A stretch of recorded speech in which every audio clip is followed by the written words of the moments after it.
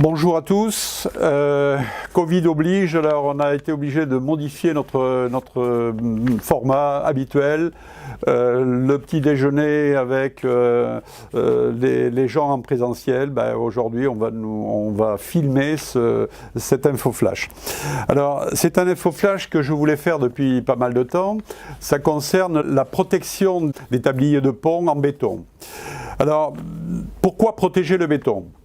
Ce matériau que l'on connaît a des pathologies courantes que l'on connaît bien aussi, que l'on a étudiées, on connaît bien leur évolution. Alors, pour les citer, il y en a deux principales, c'est la recarbonatation de la chaux et la pénétration des chlorures qui va dissoudre l'acier. Les deux vont provoquer bien sûr la corrosion des armatures et par suite l'éclatement du béton. Il va donc falloir protéger ce matériau qui est le béton. On pense que le béton est un matériau étanche, c'est faux. Eugène Freycinet l'avait bien compris au début du siècle lorsqu'il a mis au point l'aiguille vibrante pour compacter ce matériau et le rendre plus étanche. Alors l'historique un peu de la mise en place des étanchéités, on ne va pas remonter aux Grecs, mais pendant très très longtemps, et je dirais presque depuis les Grecs, on a beaucoup utilisé le mastic d'asphalte et ensuite, on a élaboré l'asphalte pur, l'asphalte liquide. Alors, les plus anciens se rappellent des B3A sur les tabliers de pont, qui était une étanchéité lourde avec un asphalte liquide, et puis protégé, bien sûr, par un asphalte porphyré dans lequel on mettait un squelette de minéraux. Ensuite, on est passé au feutre bitumineux, alors feutre avec un S.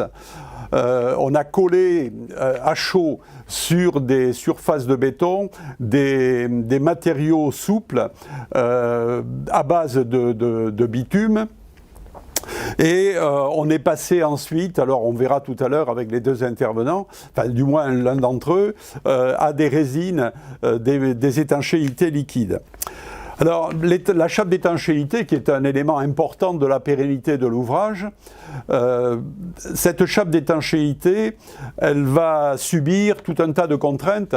D'abord des contraintes mécaniques d'écrasement, de la charge qui passe sur l'enrobé, des contraintes aussi mécaniques, mais qui sont dues à des résultantes d'efforts, comme le freinage. Donc là, ça sous-entendait que la chape soit bien solidaire du support. On a eu des problèmes de glissement de chape, notamment avec les feutres bitumineux. On a aussi des effets thermiques, puisqu'on a deux matériaux. On a le matériau support, c'est du béton, il a sa propre inertie. Et puis on a un matériau que l'on va rajouter par-dessus, qui est la couche de roulement, le béton bitumineux, qui a lui aussi notre style inertie. Alors la chape d'étanchéité, elle est au milieu, elle est prisonnière entre les deux, et elle va devoir, par l'effet du gradient thermique, s'opposer à ces efforts. La durée de vie de ces différentes chapes. Alors, le mastic d'asphalte, l'asphalte pur, on sait que ça avait une durée de vie limitée. On a fait beaucoup d'ouvrages ont été sondés. Il y avait du retrait sur l'asphalte comme sur le béton. On avait du retrait. Ensuite, les chapes bitumineuses, on a des problèmes de décollage. Alors, ce qui est étonnant aujourd'hui, c'est que, et c'est ce qui nous a amené à provoquer cet infoflash, c'est que des ouvrages, toutes les pathologies que l'on connaît sur les ouvrages d'art en général et les ouvrages en béton, on traite les ouvrages en béton depuis les années 1950 à peu près. C'est un gros package d'ouvrages. Aujourd'hui, manque d'entretien, ça on le sait, mais on a des certitudes comme ça, illusoires, sur certains équipements, et notamment l'étanchéité. Alors quand je vois des rabotages de chaussées, des remplacements réguliers de couches de roulement, et que le joint de chaussée et la chape d'étanchéité, on l'oublie un peu, on la laisse vieillir tranquillement. Si on faisait une statistique aujourd'hui des ouvrages qui n'ont n'ont jamais vu de remplacement de chape d'étanchéité en seraient étonnés. Alors, ce qui est assez curieux, c'est qu'on lance des réparations d'ouvrages, d'intrado d'ouvrage, c'est-à-dire le dessous d'une dalle qui est affectée par des venues d'eau, sans avoir modifié ou changé la chape d'étanchéité. C'est comme si chez vous, vous répariez les dégâts dus à la fuite d'eau du toit sans réparer le toit. Alors ça, c'est un petit peu, je dirais, dans l'esprit général. On pourrait mettre là-dedans les joints de chaussée, je l'ai dit, qui eux aussi vieillissent tranquillement et sont un élément important du fonctionnement de l'ouvrage. La chape d'étanchéité, on pourrait y mettre aussi les appareils d'appui. Combien d'ouvrages aujourd'hui sont appuyés sur des appuis néoprène qui datent de 40, 50 ans et qui n'ont jamais vu leur remplacement. Alors quand on va voir de près, et il n'y a pas grand monde qui va les voir de près bien sûr, quand on va voir de près ces équipements, on se fait peur, et puis c'est bloqué, ça ne fonctionne plus, et ben, l'ouvrage se débrouille, ben, il fonctionne d'une autre manière. Le cycle de remplacement de ces équipements, on avait fait au Stress une étude en 2013 sur la périodicité d'entretien des structures. Alors je me souviens qu'on s'était mis nombreux autour d'une table et on avait imaginé quelle pouvait être la périodicité d'un joint de chaussée, d'un appareil d'appui, d'une étanchéité, etc. Alors ça va de soi qu'on était très très loin de la réalité. Voilà. Alors cet infoflash, je vais céder la parole à deux intervenants. Un intervenant qui va nous présenter une étanchéité et à la fois un renforcement de structure. Les Suisses ont commencé à utiliser ce genre de matériau qui a on va dire un peu une double fonction. D'abord parce que c'est un matériau capable de reprendre des contraintes, on le sait, et puis aussi un matériau qui a une pérennité, enfin a priori, puisqu'on n'a pas vraiment le recul, mais une pérennité de fonctionnement assez importante parce qu'il est très compact et donc il pourrait jouer ce rôle de chape d'étanchéité. Et puis on va regarder aussi tout ce qui est le système d'étanchéité liquide qui est une solution qui à mon avis est très intéressante, mais dans l'hypothèse où on accepte de remplacer et de modifier, de réparer du moins ces équipements. Voilà, j'arrête là. Je cède la parole à Julien de Rimet pour le BFUP, et puis suivra Gilles Espic, membre du Stress bien sûr, qui va nous parler de tout ce qui est étanchéité résine. Voilà, merci. Bonjour à tous, je me présente, je m'appelle Julien de Rimet, je suis ingénieur d'affaires dans le groupe Lafarge-Holcim en charge du segment génie civil Europe.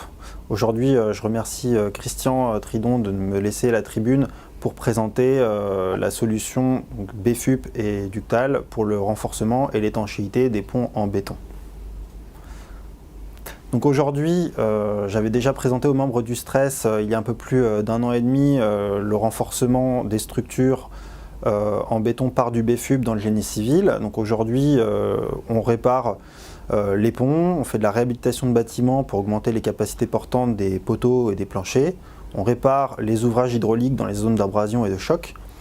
Nous avons développé une solution de renforcement des buses métalliques et des ouvrages souterrains que nous réalisons en France avec l'entreprise Fraissinet.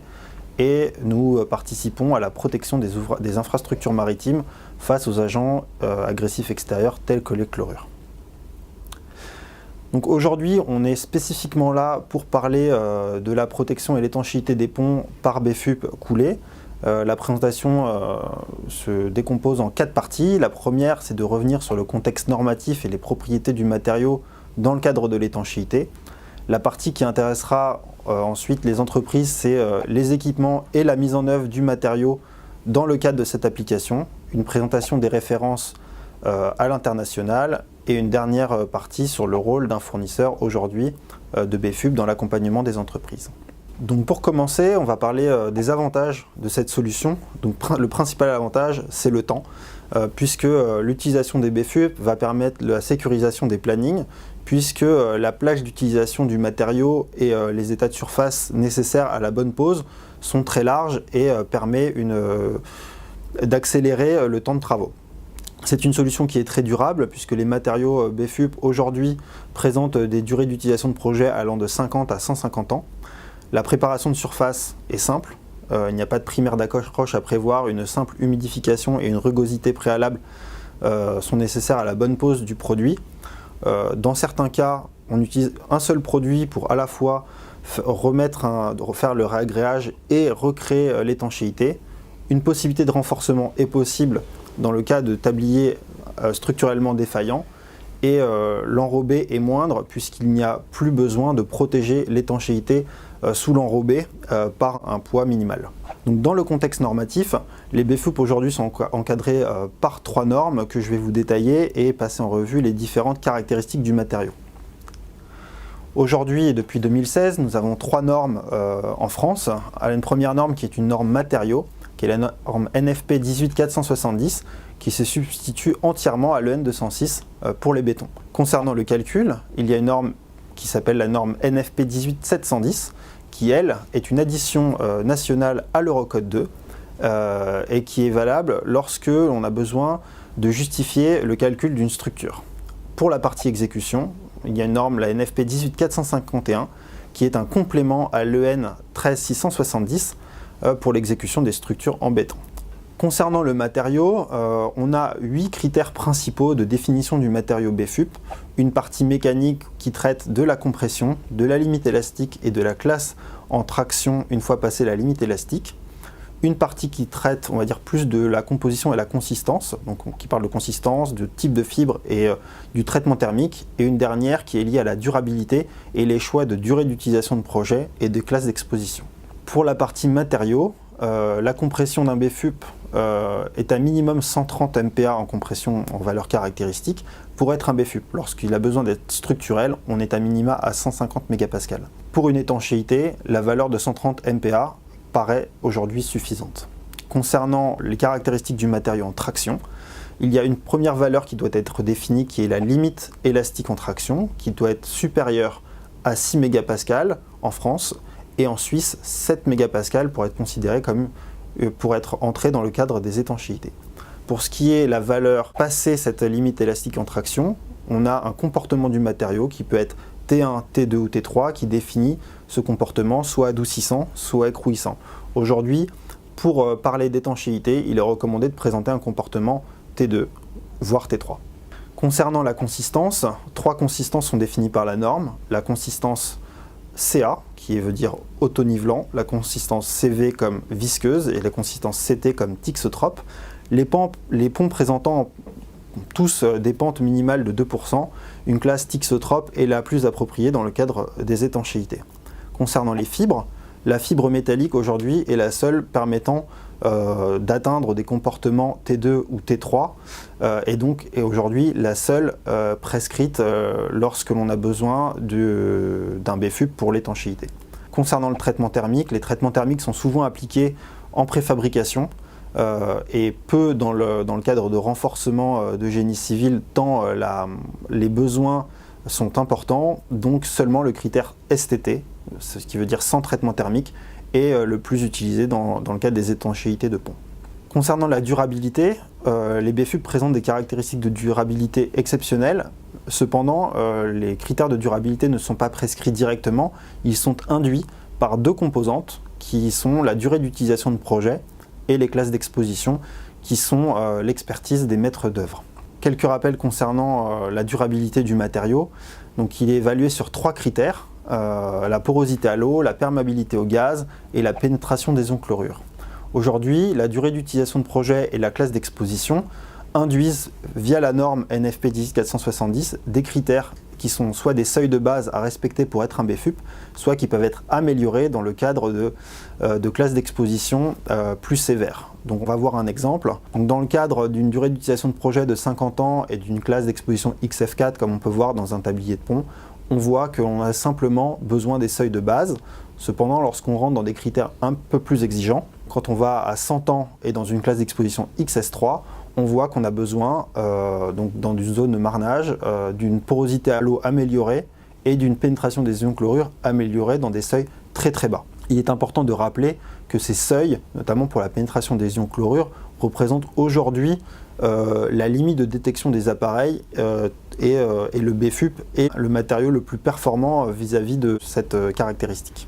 Alors, quel retour d'expérience? Puisque les BFUP aujourd'hui ont été développés dans les années 90, on arrive à avoir des premiers retours d'expérience. Les premiers retours d'expérience sont d'une part aux États-Unis sur une plateforme, donc c'est la photo que vous pouvez voir sur votre gauche, qui est la plateforme de Treat Island à la frontière entre le Canada et les États-Unis, où des éprouvettes ont été déposées il y a une trentaine d'années, éprouvettes en BFUP avec une armature seulement enrobée d'1 centimètre.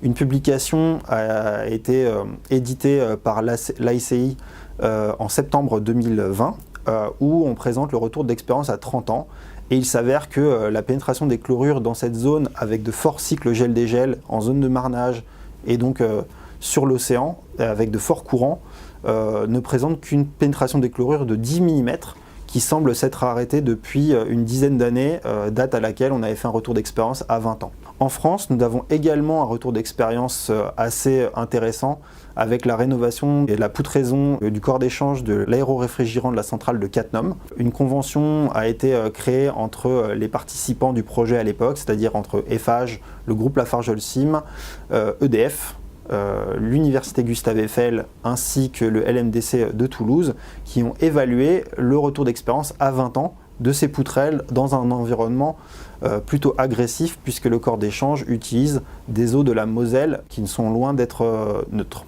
Et donc ces retours aujourd'hui permettent de montrer que les BFUP ont une durabilité bien supérieure à n'importe quel béton sur le marché. Nous allons passer sur la partie équipement et mise en œuvre qui est vraiment la partie critique et à connaître dans le cadre de cette application des BFUP en étanchéité et qui aidera les entreprises à établir leur réponse aux appels d'offres qui seront de plus en plus nombreux dans les mois et années à venir.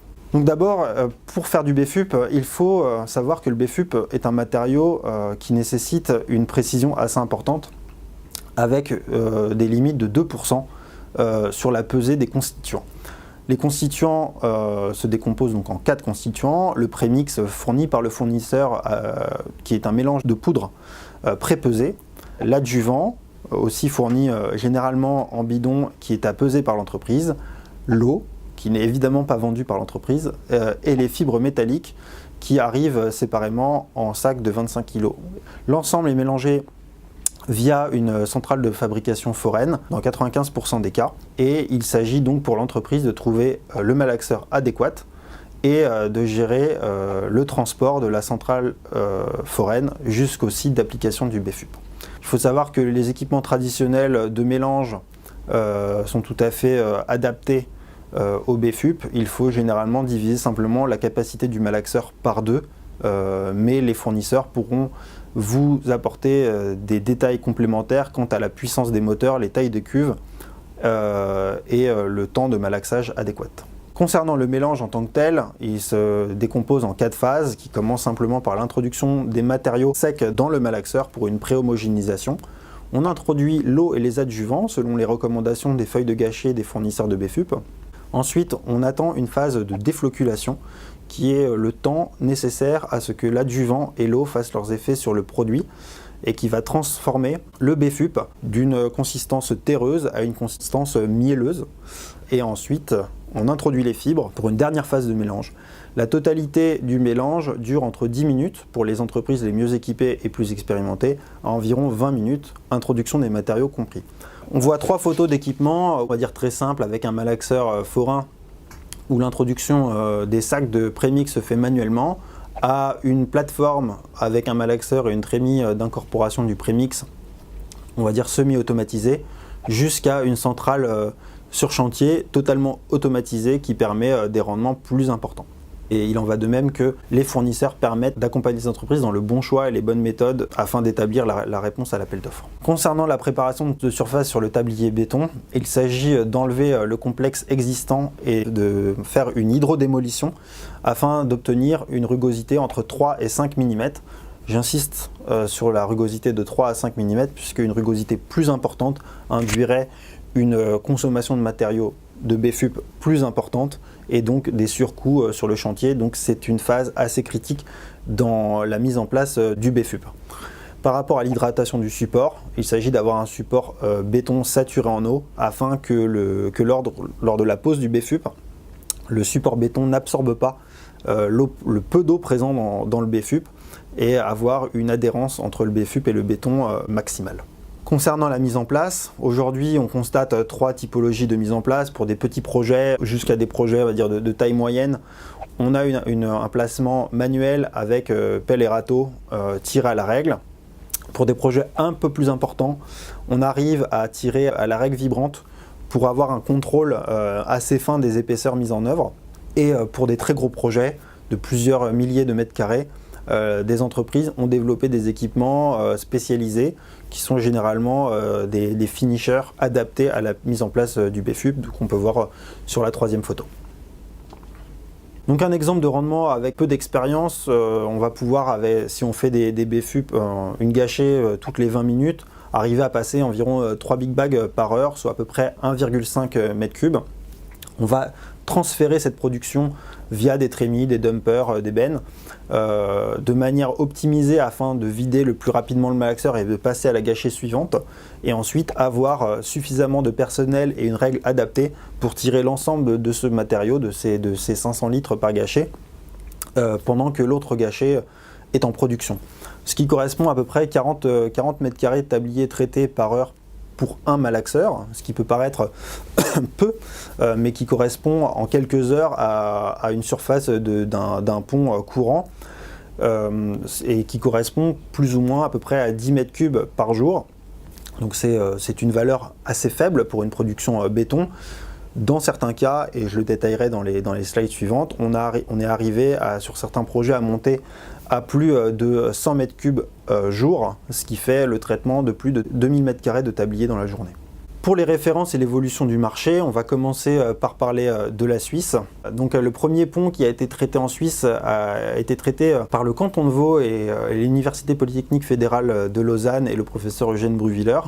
C'est le premier pont qui a été traité il y a maintenant 17 ans et qui est suivi de manière régulière par l'EPFL.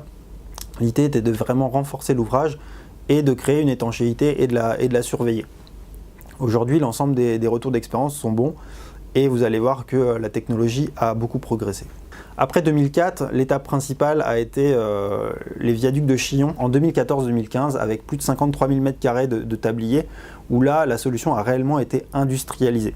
Ductal a accompagné l'entreprise Valo-Berchinger dans la mise en place de sa centrale à BFUP sur le pont avec des livraisons vrac et être en capacité de produire environ 100 m3 jour. Donc là, effectivement, on traitait à peu près 2000 m² de tablier. Sur la photo de gauche, vous pouvez voir que les différentes étapes de la mise en œuvre avec une première partie où on vient hydrater le support juste avant la pose du BFUP, ensuite la pose du BFUP via le finisher et juste derrière la pose d'une bâche sur le BFUP afin que le BFUP effectue sa cure dans des conditions optimales.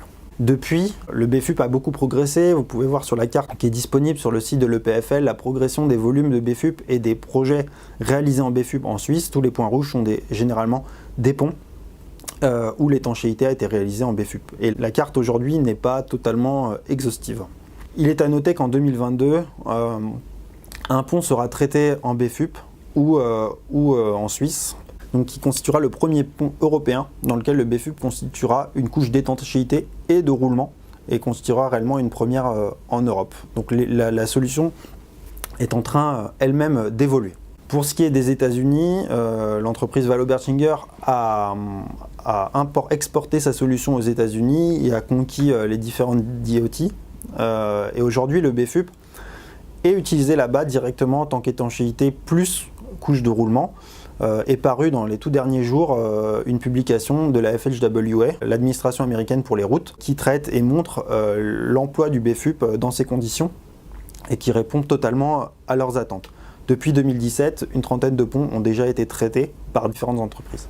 À noter des choses plus anecdotiques, mais qui montrent l'intérêt de différents pays. En Colombie, des premiers essais ont été entrepris par l'entreprise Argos et présentés en Allemagne au congrès Hypermat à Kassel, et qui ont montré l'utilisation donc d'une couche de BFUP pour le roulement et la protection d'ouvrage. Dernière chose concernant donc, le marché, en France, puisque un premier projet a été mis en place par la société AP2R et la protection d'un ouvrage près de Dijon. Donc l'entreprise Freycinet mettra en œuvre un BFUP sur ce pont pour garantir l'étanchéité du tablier béton. Un comité d'experts a été mis en place pour l'évaluation du projet, qui inclut des personnes du CEREMA, de l'université Gustave Eiffel, de l'EPFL évidemment avec le professeur Eugène Bruviller et la maîtrise d'œuvre Ingerop. Le rôle du fournisseur aujourd'hui dans tout ça est essentiel puisque les BFUP sont assez peu connus et il y a besoin d'un accompagnement certain. Donc les entreprises accompagnent aujourd'hui, donc les fournisseurs accompagnent les entreprises depuis la phase amont pour construire l'appel d'offres et réussir l'exécution. D'abord par le partage d'une carte d'identité matériaux qui constitue, on va dire, la fiche technique du BFUP et qui doit répondre aux critères du CCTP, la définition des équipements et des méthodes pour correctement chiffrer la mise en œuvre du BFUP, le suivi de l'épreuve de convenance qui est la vraie phase de répétition et de validation avant la réalisation du projet, puis en assistance technique pour prendre en compte les aléas de chantier et adapter les formulations en fonction des aléas météorologiques par temps froid ou par temps chaud.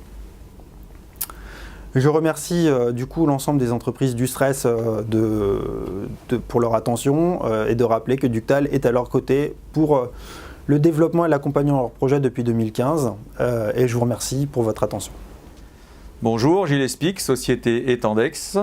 J'interviens aujourd'hui dans le cadre de l'info flash sur la protection des bétons et j'ai l'honneur de vous présenter les systèmes d'étanchéité liquide. Donc comme l'a dit Christian en préambule, l'eau est la principale source de pathologie au niveau des ouvrages, que ce soit à cause d'agressions directes, le lessivage des supports, le gel quand l'eau pénètre dans les fissures, et puis des conséquences indirectes par les polluants qu'entraîne l'eau dans les ouvrages, notamment au niveau des fissures. Que ce soit des polluants acides qui peuvent effectivement entraîner la corrosion des aciers, en plus de l'eau qui physiquement, elle, entraîne la corrosion des aciers, que ce soit des hydrocarbures également, ou encore des sels, des chlorures, qui ont également une action qui conduit à la dégradation des aciers. Et également une autre action indirecte, c'est l'eau en tant que vecteur et à l'origine de réactions chimiques internes au béton, les réactions sulfaciques internes, l'alcali-réaction et également la carbonatation des bétons. Si vous enlevez l'eau, vous enlevez la source de dégradation du béton armé, que ce soit les dégradations liées au béton ou aux aciers. Une petite précision qui n'est pas seulement sémantique, la différence entre une étanchéité et une protection. L'étanchéité, le caractère principal qu'on va lui demander, c'est de s'opposer à la fissuration, ou tout au moins de s'accommoder de la fissuration des bétons, qu'elle soit instantanée, existante. Et ça, c'est relativement facile à la voir et à la constater, à la traiter, mais aussi les fissurations qui vont intervenir tout au long de la vie de l'ouvrage, puisque c'est vraiment la pénétration de l'eau et des polluants qui engendrent la dégradation du béton armé. Et c'est d'ailleurs la plus grande différence entre une étanchéité et une protection. Bien sûr que l'étanchéité assure la protection des ouvrages, mais à l'inverse, une protection d'un ouvrage, ce n'est pas une garantie d'étanchéité. L'étanchéité, je le redis, ça passe par la maîtrise de la fissuration et c'est également ce qui donne à l'ouvrage une garantie et au maître d'ouvrage une garantie, et notamment une garantie décennale. Je vais donc vous faire un petit rappel des différentes techniques d'étanchéité et les référentiels qui s'appliquent, mais Christian l'a déjà fait, donc je vais passer un peu rapidement.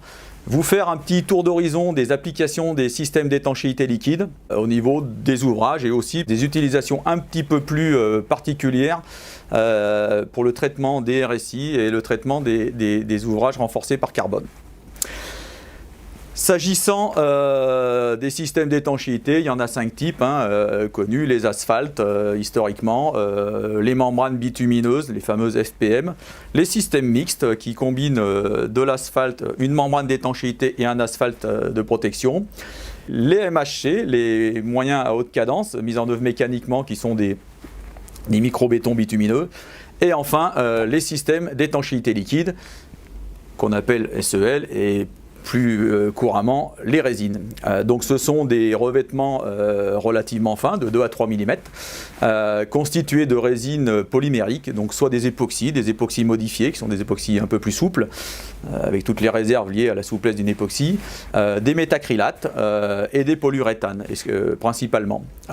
Monocomposants, bicomposants, monocomposants qui réagissent avec l'air ambiant, bicomposants, tricomposants qui réagissent avec la mise en contact d'une base et d'un durcisseur. Ces résines peuvent être posées soit en adhérence complète, soit en indépendance. Il existe des systèmes indépendants éprouvés et je vais plus particulièrement m'attarder sur les polyuréthanes projetés à chaud qui constituent l'immense majorité des revêtements qui aujourd'hui sont mis en place au titre des systèmes d'étanchéité liquide. Les référentiels, donc il faut savoir qu'en France, les étanchéités, c'est parfaitement normalisé. Ça relève du fascicule 67, titre 1, également du titre 3 pour les ouvrages souterrains.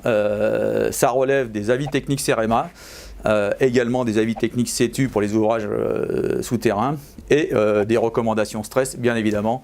Donc s'agissant des référentiels, nous avons les référentiels de base que sont le fascicule 67, titre 1, et également du titre 3 pour les ouvrages souterrains. Nous avons les avis techniques CEREMA et complémentés, le cas échéant, des avis techniques CETU pour les ouvrages souterrains toujours. Et également, bien sûr, les guides techniques du stress. Donc je vais vous parler plus spécifiquement des polyuréthanes projetés à chaud qui représentent la grosse majorité, comme je l'ai dit, des revêtements mis en place.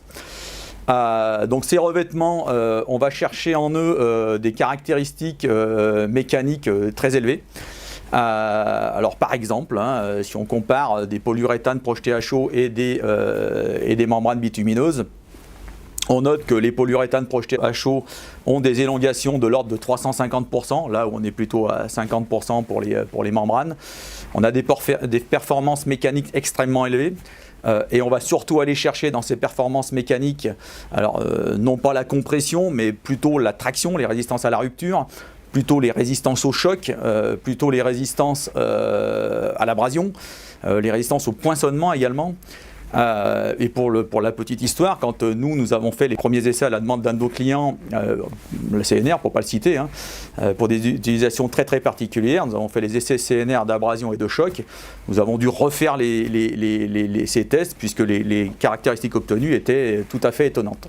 Donc ce sont vraiment ces caractéristiques mécaniques qu'on va aller chercher pour les applications diverses et variées dont je vais vous parler dès à présent. Donc l'utilisation la plus courante, c'est sur les ponts et les passerelles. Donc on étanche avec les revêtements SEL. Alors on pense surtout pour les ponts, les corniches, les caniveaux, parce qu'effectivement ce sont des ouvrages qui sont très très compliqués à étancher, puisqu'il y a une multitude de points singuliers liés aux équipements. Et pourtant ce sont probablement une des parties des ouvrages les plus importantes, puisque ce sont quand même elles qui vont empêcher, le cas échéant, les gens de quitter la route. Mais on oublie aussi que on peut et on devrait étancher les parties courantes avec ce système d'étanchéité polyuréthane, car il y a un vrai avantage et un vrai bénéfice à faire l'entièreté de l'étanchéité d'un seul tenant. La résine projetée à chaud, son avantage, c'est quand vous la mettez en œuvre, elle n'a pas de joint. Et ça, c'est très précieux. Et on imagine bien l'intérêt qu'on a d'étancher éventuellement la retombée latérale, la corniche, le relevé, la partie courante et la corniche de l'autre côté. Pourquoi c'est important ? Parce qu'il y a une statistique qui dit, alors elle n'est pas issue du génie civil, elle est issue du bâtiment, c'est la statistique des assurances du bâtiment qui dit que 90% des problèmes d'étanchéité, c'est les relevés et les points singuliers. C'est pas la partie courante, c'est un fait, c'est un constat. Et ce qui est valable en bâtiment, c'est valable en génie civil, d'autant que les ouvrages de génie civil sont extraordinairement plus sollicités que les ouvrages de bâtiment. Donc on voit bien l'intérêt d'avoir une étanchéité continue et sans joint.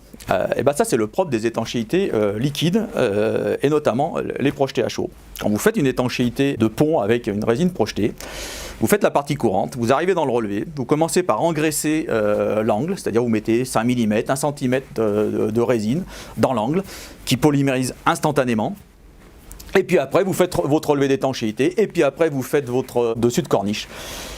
Et bien quand vous avez fait ça, vous avez une étanchéité sans joint, vous n'avez pas de point singulier. Cet aspect des choses, des discontinuités, c'est très important, puisque y compris dans les étanchéités, les autres étanchéités traditionnelles, on a toujours essayé de récupérer un petit peu les performances en mixant des systèmes. Quand vous faites de l'asphalte, vous faites des relevés avec une membrane d'étanchéité, parce que la membrane d'étanchéité, ça va mieux et c'est plus efficace qu'un relevé en asphalte.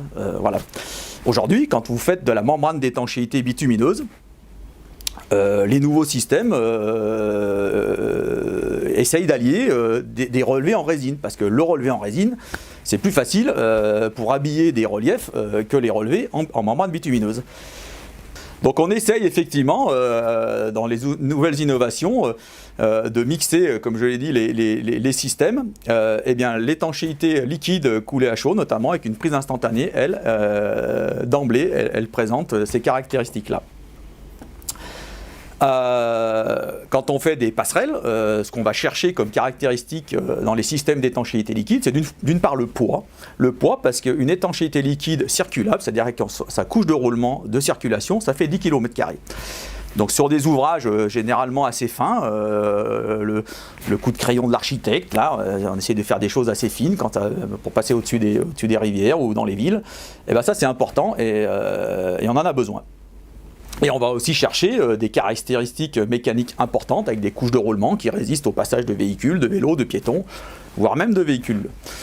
Et on va chercher aussi l'esthétique, l'avantage.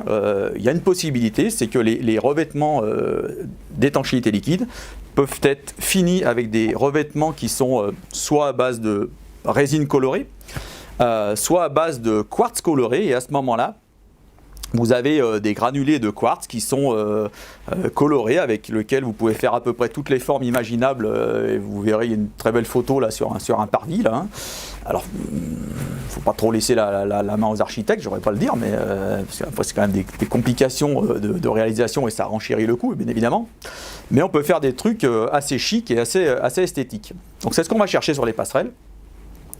On peut faire également des ponts. Alors on est sur des ouvrages pont béton armé, mais il y a des ponts mixtes aussi à la SNCF. On fait pas mal de ponts avec ces systèmes d'étanchéité mixtes, parce que les ponts SNCF ont une caractéristique, c'est que souvent ils ont des bases en maçonnerie et au gré des rénovations successives, des élargissements, des mises en conformité, on a des acrotères en béton, des caniveaux qui ont été rapportés. Donc on va chercher des systèmes mixtes, on va faire des étanchéités résine indépendantes, mises en place sur des feutres antipoinçonnants, très très résistants, qui vont être mixés avec des relevés en complète adhérence. Ça, l'étanchéité liquide le permet. Il faut savoir que à la SNCF, les systèmes homologués, c'est un feutre poinçonnant, une étanchéité qui fait 3 mm minimum, un nouveau feutre poinçonnant, le ballast, et vous faites passer les trains avec 25 cm de ballast. C'est dire la performance mécanique de ces systèmes. Un autre type d'application, ce sont les paravalanches. Donc il y a des avis, il y a des procédés qui ont des avis là-dessus. Pourquoi les paravalanches ? Parce que le paravalanche, c'est par nature un ouvrage de génie civil extrêmement sollicité, été-hiver, grosse dilatation thermique, et sollicité également par potentiellement des dégradations mécaniques, de l'abrasion quand il n'y a pas de rocher qui tombe dessus, et des chocs. Alors, bien évidemment, si vous avez des risques de chute de gros chocs, il faudra protéger l'étanchéité. Mais tant que le risque est limité à des petits cailloux, on laisse en général les étanchéités apparentes, puisque les résistances au choc et au poinçonnement des étanchéités liquides le permettent. Et on va chercher des grosses caractéristiques d'élongation, notamment, également. Tout simplement, quand on étanche un paravalanche, on n'a pas tellement envie de remonter régulièrement dessus pour refaire l'étanchéité si elle se dégrade, mais on n'a pas non plus envie de passer tous les 2-3 jours pour faire tomber les stalactites. Donc on va chercher vraiment des étanchéités très très qualitatives. Une autre application privilégiée sur les parkings. Donc les parkings, ça peut être du bâtiment, mais vous savez aussi que ça peut être du génie civil, hein, selon la destination. Là aussi, notamment en rénovation, on va chercher d'abord des très fortes caractéristiques mécaniques de résistance, alors également à l'usure, à l'abrasion, déjà parlé. Et puis on va chercher le poids aussi, parce qu'en rénovation, quand vous avez un parking, notamment à la montagne, qui sont des ouvrages extrêmement sollicités, notamment par les selles, que vous n'avez pas d'étanchéité à l'origine, vous n'avez pas beaucoup de solutions pour les réétancher, sauf à passer avec ces systèmes dans les 10 kg de surcharge du mètre carré. Donc ça, c'est une utilisation privilégiée également, et on peut aussi aller chercher de l'esthétique, un peu comme les passerelles, on peut faire des finitions colorées, on peut faire un peu tout ce qu'on veut. Voilà pour les utilisations les plus courantes et les plus connues. Mais je vais aussi vous parler de 2 utilisations particulières qui ne sont pas forcément très connues, et je vais assortir ce propos de quelques réserves. La première utilisation, c'est celle sur les ouvrages touchés par alkali-réaction ou réaction sulfatique interne. C'est un sujet très sensible, c'est notamment la RSI, qu'on connaît depuis quelques années, pour lequel aujourd'hui on n'a pas tellement de solutions.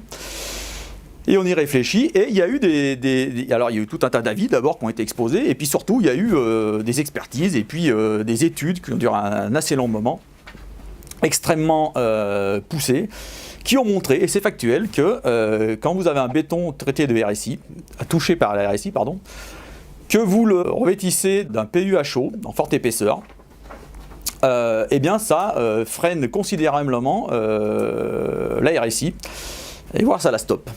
Et ça ne fonctionne pas avec des LHM, et ça ne fonctionne pas avec des résines, y compris système d'étanchéité liquide filmogène.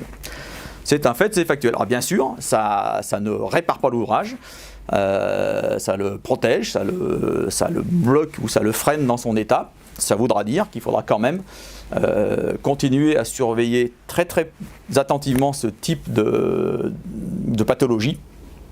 Donc soit par des surveillances, soit également par des capteurs, choses comme ça. Donc ça, c'est une utilisation qui fonctionne. On a traité des culées de pont, on a traité des chevêtres, on a traité des piliers d'aéroréfrigérants à chinon qui avaient été revêtus historiquement de carbone. Ça a été déposé pour faire ce type de revêtement. Et enfin, une autre utilisation où il y a un gros avantage à utiliser des systèmes d'étanchéité liquide, c'est sur les ponts renforcés en carbone. Il se trouve qu'aujourd'hui, on change, les législations imposent de changer les équipements de protection de sécurité. On minéralise des terre-pleins centrales, tout ça fait que l'ouvrage, on change ses répartitions de contraintes et il faut le renforcer. C'est d'ailleurs le cas à chaque fois qu'on change le fonctionnement d'un ouvrage. À chaque fois qu'on renforce un ouvrage, on sait qu'il va nécessairement se produire des diffusions de contraintes différentes et potentiellement apparition de fissures dans d'autres endroits. Et c'est pour ça qu'on met des systèmes d'étanchéité. Aujourd'hui, quand on veut faire des renforts composites, c'est des produits qui sont tout à fait efficaces, eh bien comment on fait ? On pose ces renforts, on essaie de les poser sur la structure. Le problème, c'est que ces collègues de l'époxy, qui n'aiment pas bien la chaleur, du tout d'ailleurs, avec des températures de transition vitreuse de quelques dizaines de degrés, ce qui fait qu'on ne peut pas soit souder au chalumeau des membranes bitumineuses directement dessus, soit couler des asphaltes directement dessus, soit même couler des enrobés. Donc comment on fait aujourd'hui ? Aujourd'hui, qu'est-ce qu'on fait ? On colle les renforts sur la structure, on met une chape de protection de 2 cm, 2 cm, 25 mm, ça suffit en général, et on colle l'étanchéité dessus et on met les enrobés. C'est pas une bonne solution, c'est pas la meilleure solution, c'est pas optimal, parce que d'abord l'étanchéité, elle n'est pas collée sur la structure, elle est collée sur une chape ou un mortier de réparation. On retombe sur les problèmes d'adhérence, on retombe adhérence de la chape, et on fait un millefeuille, et c'est vraiment pas la meilleure solution pour faire ce type de travaux. L'autre solution, c'est d'engraver les plats. C'est pas plus satisfaisant intellectuellement. On hydrodémolit, on rabote. Bon, on n'aime pas trop ça quand on fait du renforcement. Donc on démolit pour aller coller des renforts et après on restructure. C'est quand même un peu tendancieux. Donc on rétablit les 2 cm d'enrobage et on refait les étanchéités. Bien évidemment, quand vous faites l'engravure, si vous tombez sur les aciers en position haute, vous êtes coincé, vous ne pouvez plus faire la presta, et ça, avant d'avoir commencé, vous ne le savez pas trop. À moins de faire un contrôle exhaustif de la structure. Et là, c'est le gros avantage de l'étanchéité, projeté à chaud, c'est que vous pouvez faire vos plats, vos renforcements, vos joncs.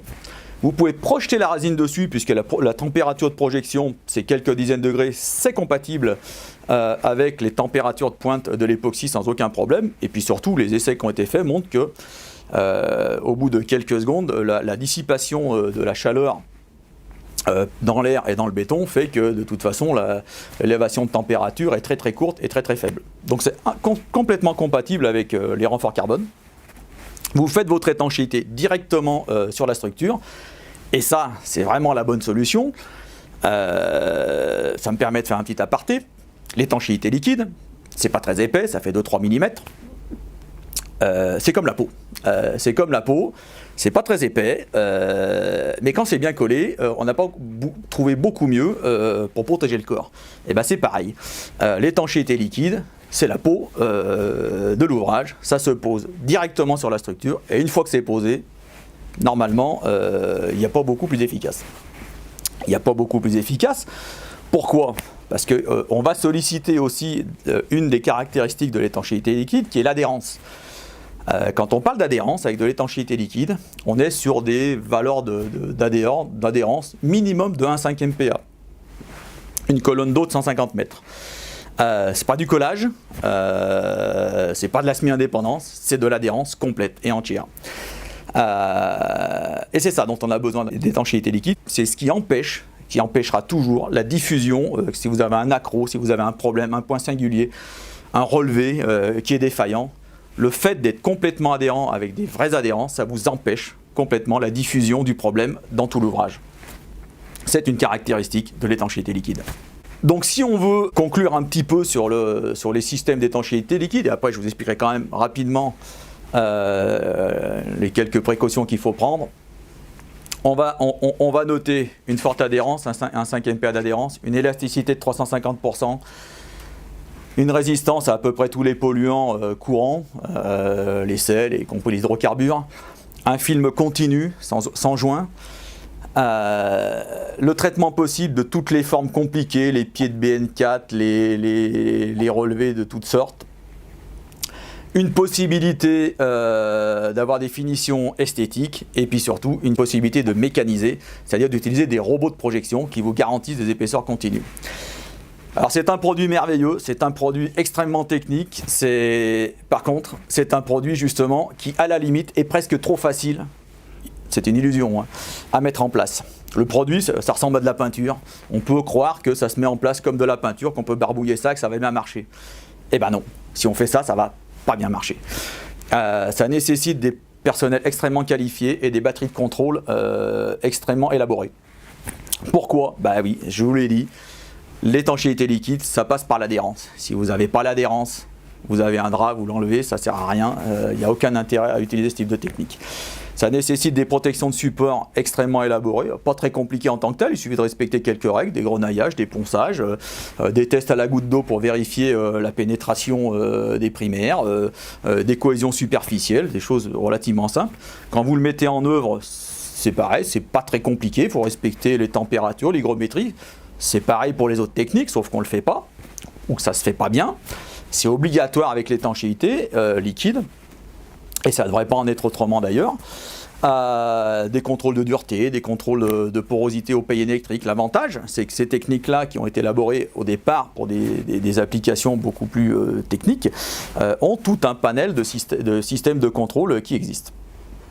Et puis après, à l'application, il faut des gars formés qui ont l'habitude, et puis si on peut, investir dans des robots de projection qui vous font des structures verticales, des surfaces horizontales, comme si ça sortait d'usine, avec des quantités complètement maîtrisées, conformes à la destination des ouvrages. Voilà, donc pour conclure, je vais remercier Christian de m'avoir permis de parler de ces systèmes-là.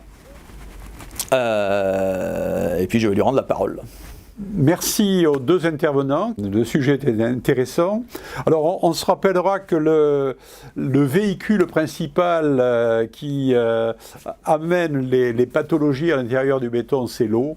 Donc il faut à tout prix que le tablier d'un pont soit à l'abri de l'eau si on veut lui permettre d'avoir une pérennité plus importante. Voilà. Alors l'originalité, je l'ai dit tout à l'heure, c'est que cette info flash a été enregistrée enregistré. Là, vous avez vu deux techniques très différentes, bien sûr. Il pourra en exister d'autres, mais de toute façon, l'avenir, le champ d'action de l'étanchéité, de la recréation de bonne étanchéité d'ouvrage est immense. Hein. Le champ d'application est très important. Voilà, donc je remercie les deux intervenants. La dernière chose, c'est que comme c'est original, c'est la première fois que le stress se lance dans ce format-là, on va vous demander de nous retourner vos impressions sur le fait de est-ce que c'est trop long, est-ce que voilà, hein, puis on s'adaptera. Voilà, en tout cas, je vous remercie.